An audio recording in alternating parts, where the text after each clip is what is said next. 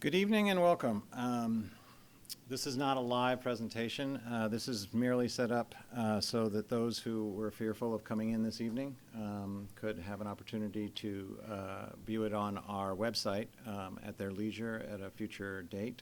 So we'll be putting this broadcast out and putting it up on our website.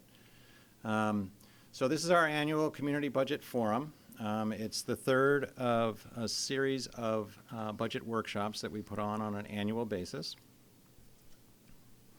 And it is designed, all these workshops are designed to create a school budget. And the budget is a financial plan that is created to cover a 12-month period. And it's a balancing of the expenditures and probable revenues. It is created by the school board, and it is also established for the purpose of establishing a tax levy. We have a timeline that we use in preparing the budget. These are the series of dates remaining. We're gathered here for the community forum. We have another meeting on the 24th of March at 6 p.m., followed by one on April 7th. We also have a tentative one scheduled for April 9th, and then finally we hope to have a budget to approve on April 21st. The annual budget, to give you an idea, this year's annual budget was $48,539,782. That was the general operating budget for the school district.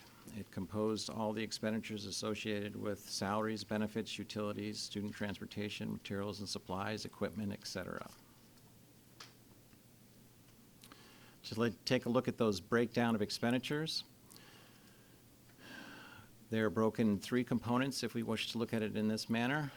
10 or approximately 11% is administration. 77% is program, as we would expect. And then approximately 12% is capital. Taking a look at this in another configuration,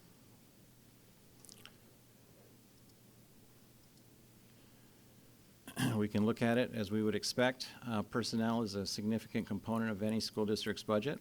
43% of our school district budget is dedicated towards salary. Another 34% is approximately dedicated towards benefits. 5% towards debt service, and everything else makes up approximately 18%. With regards to revenues, the lion's share comes from a combination of property tax and state aid.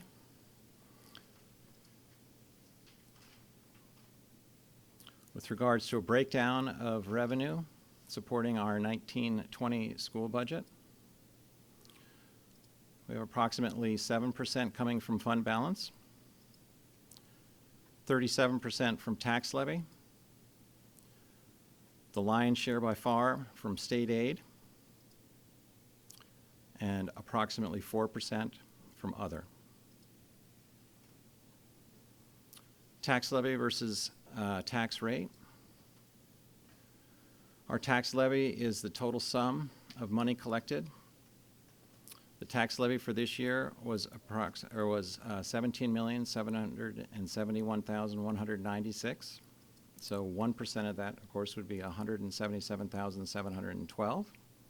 With regards to the rate is the amount per $1,000 value of assessed property tax. And the tax rate this year was $20.28. In years prior, the year before, it was $19.74, and the year prior to that, it was $20.12. Taking a look at the property tax levy limit, which is established in New York State.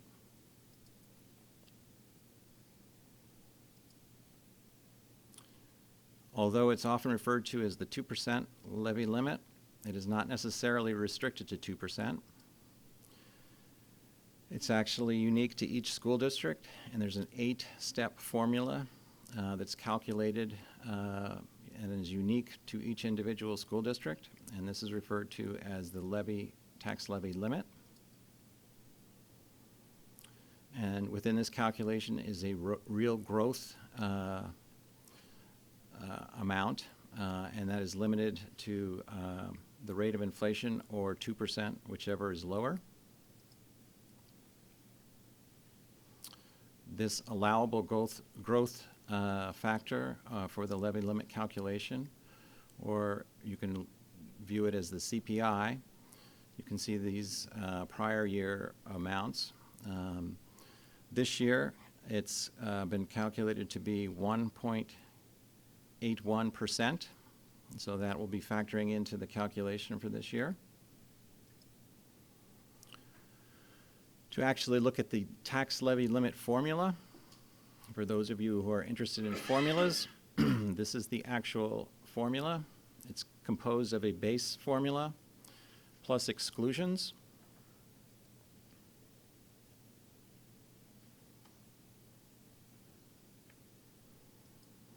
With regards to our calculation,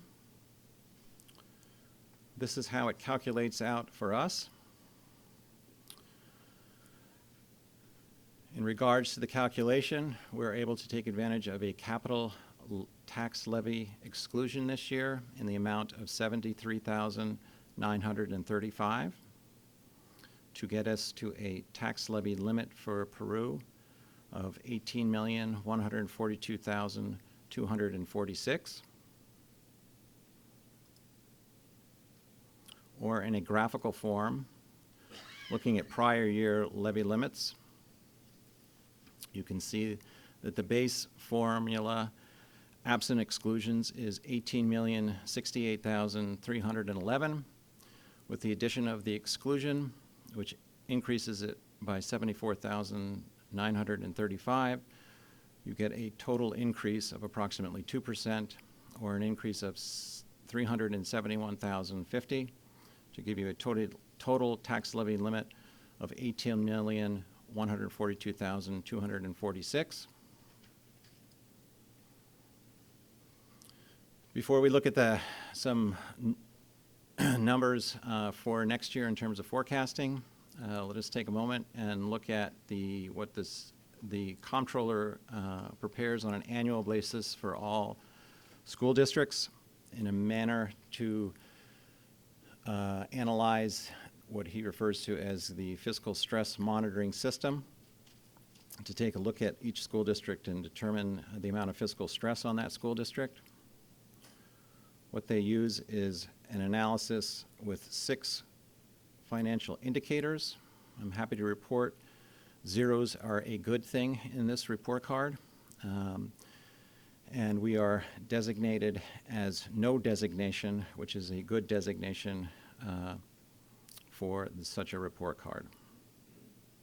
We're not immune from having a designation. When this first came out, it's been a number of years that they've been doing this. We were in the category of susceptible to fiscal stress, or in this category. There are several districts in our region who are either at the moderate or significant stress. But as you can see, Peru is at this category. All school districts score approximately 6. North Country schools are at 6.5. Midi and upstate schools are at 5.6. With regards to fund balance analysis, which is one of the categories that is analyzed in this category, how we compare to other school districts. Our undesignated fund balance as a percentage of gross expenditures, we're at 7.1%. All districts are at 6.8. North Country schools are at approximately 9.7. Midi and upstate schools are at 6.6. So we're somewhat aligned with all school districts. As indicator number 2 indicates, our total fund balance as a percentage of gross expenditures. You can see we're a bit lower than all school districts in New York, and also we're lower than North Country schools and medium upstate schools. We are at 18.8%. Now taking a look at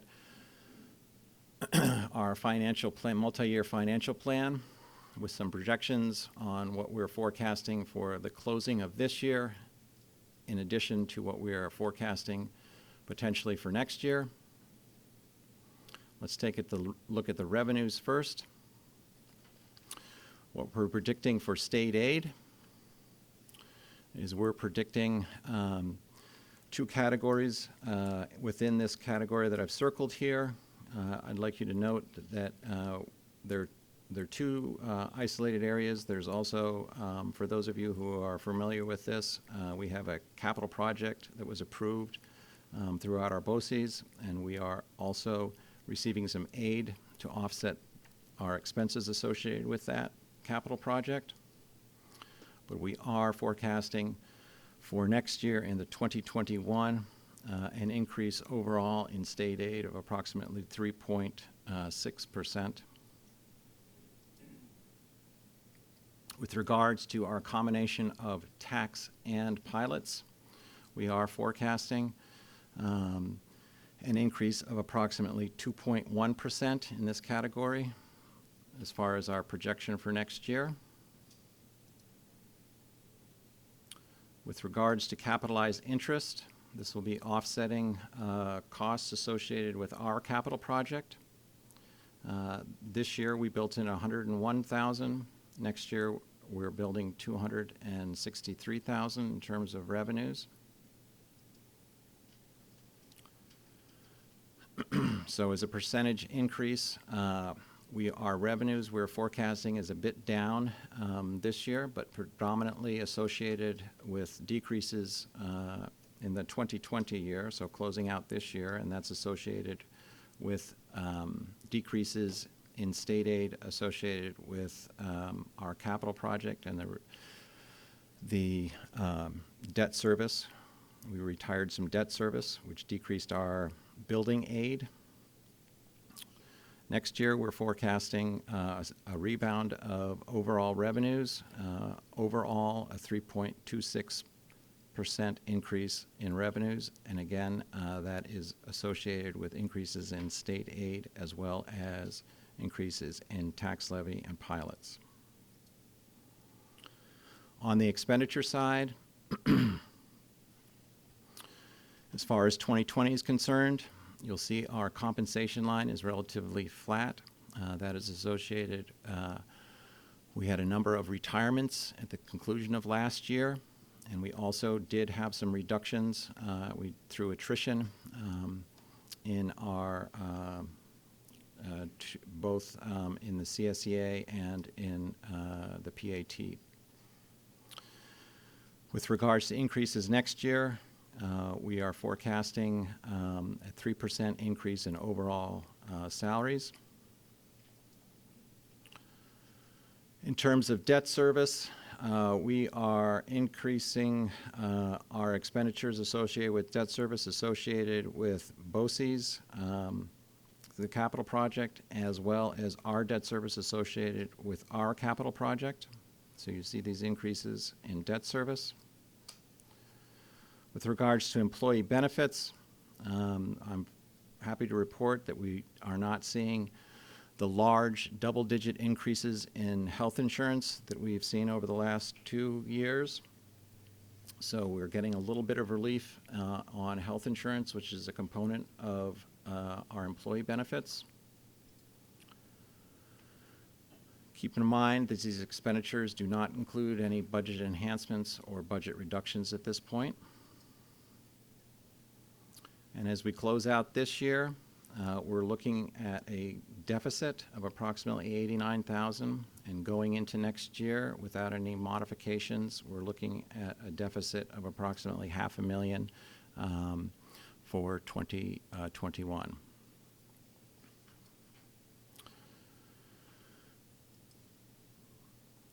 In terms of looking at it in a graphical format, you can see how that 89,000 translates in the 2020 year, and the nearly $500,000 translates into a deficit in the 2021 year. With regards to any enhancements, these are capital budget enhancements. that are being put forth for the 2021 year. We have some drain and flush in the secondary school in the heating loop that needs to take place. We're hoping to be able to accommodate this in the capital project, but absent the ability to absorb that in the capital project, we'll be looking towards general funds. In addition to that, there's the resurfacing of the running track. The industry standard is resurfacing between 5 and 7 years. So those who are familiar with our track realize that this is long overdue. And in addition to that, there's an office space for a receiving area. However, this is in combination with a requested increase in staffing. And this is also associated with securing the receiving area as well. With regards to an examination of our overall fund balance ending June 30th, 2018, you can see that we have an employee benefit accrued liability reserve, a retirement reserve, an appropriated fund balance, an assigned or unassigned fund balance, and then carryover encumbrances. And then as we closed out at the conclusion of last year, if you look at that graph really quickly while I flick it, you'll see that it didn't change a lot. We had some slight changes in the composition of this, but for the most part, our fund balance remained the same.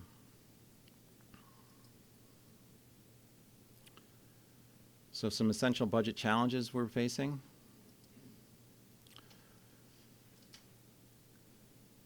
On the revenue side, of course, we're faced with a tax levy limit, a modest increase in state aid. And on the expenditure side, we have negotiated salary increases. We are in negotiations with PAT, Peru Association of Teachers. We are facing a teacher retirement system contribution increase, going from 8.86% to an estimated 9.53% of salary. We have capital project debt service, both in terms of our capital project and the BOCES capital project. And we also, this year, we're faced with a number of unplanned expenditures, and we certainly are hopeful that next year we won't have as many unplanned expenditures.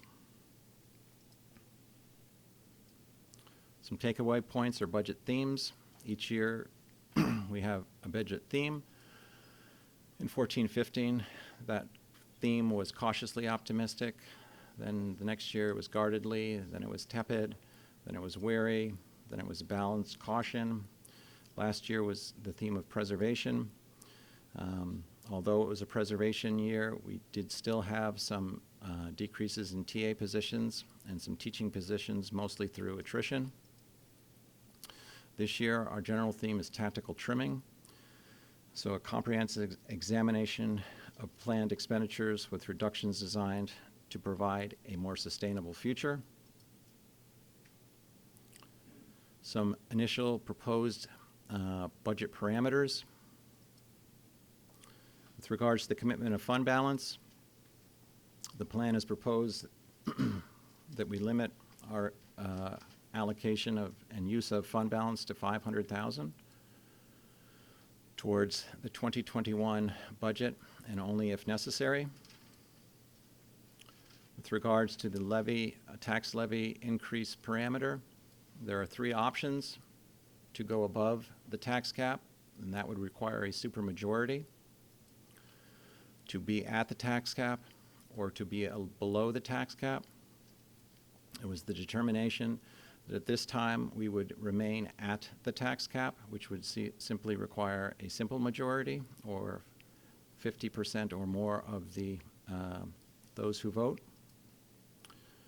With regards to a general direction or strategy, to make minor reductions through attrition and trimming, maintain programs with only necessary enhancements, and to use a multi-year approach to balancing the budget. We always seek to find the right balance between the taxpayer, programs, and sustainability. And that's what we'll be seeking this year.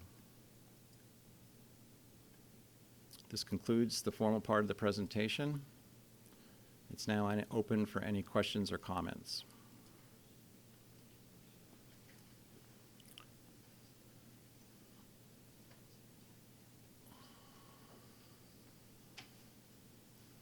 Seeing no questions or comments, I now close our budget session and invite you all to be present for budget session number 4, which will be March 24th at 6 p.m. Thank you.